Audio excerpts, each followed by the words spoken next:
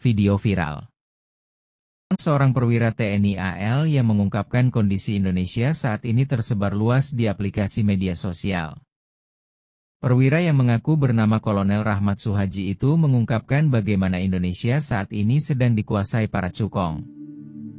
Mari saksikan videonya.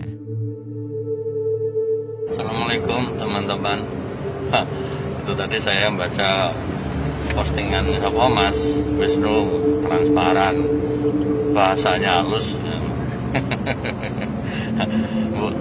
Mari kita tuh belajar ngomong lugas tegas gitu loh.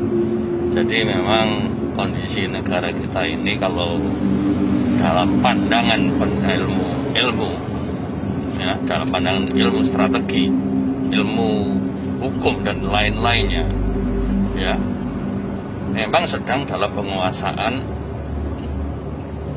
cukong, seperti yang disampaikan Bapak Bambang Susatyo itu yang di MPR itu, Mas. Mulainya dari mana? Dari undang-undang politik. Undang-undang politik tentang keuangan ada sumbangan dari asing.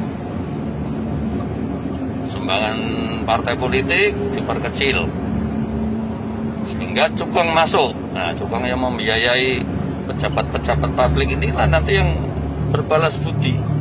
Itu mulai dari tingkat bupati, gubernur, ya mungkin sampai tingkat pimpinan atas.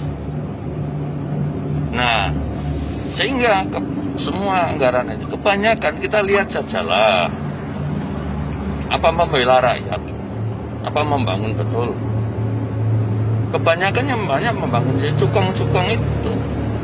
Makanya sampaikan Bapak Menhan saat kampanye, 4 orang mempunyai kekayaan sama dengan 100 juta bangsa kita. Itu dari mana? Kalau sistem seperti itu jelas, sistem mafia yang diterapkan. Kalau sistem mafia ya jelas tidak akan transparan.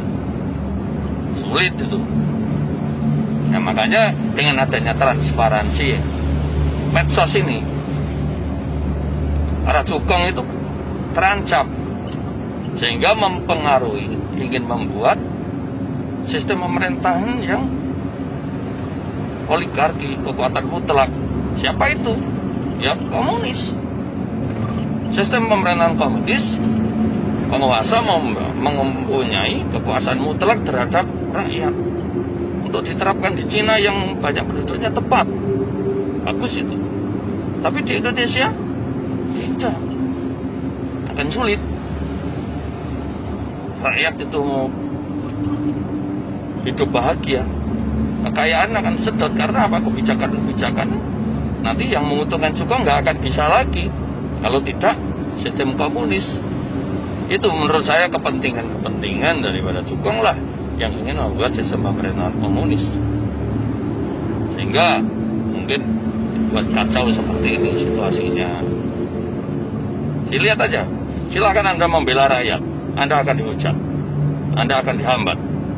Ini pekerjaan para cukong, menggunakan oknum aparat baik militer maupun sipil dijadikan keparat. Itu. Jadi ya ini pandangan saya, kajian, bisa salah, ini kan grup terbatas, grup perwira semua ya. Ya mari kita berjuang. Bila teman-teman yang bekerja di perusahaan-perusahaan para cukong itu bongkar lewat medsos. Bagaimana mereka mengurus perizinan tanah dengan kekuatan uangnya disulap. Misalnya hutan lindung, hutan konversi menjadi hutan produksi untuk perusahaan mereka. Cek aja di laut, lihat undang-undang perikanan. Tanya seluruh perwira angkatan laut, tahukah undang-undang perikanan, undang-undang perlindungan nelayan, bagaimana di bawah 60 GT hanya diberikan edukasi, bukan ditangkap. Itu masuk mana ya telegram aturan undang-undang itu? Telegramnya ada. Nah ini menggunakan oknum, cukong menggunakan oknum ya. tapi banyak oknumnya. Jadi marilah kita benahi.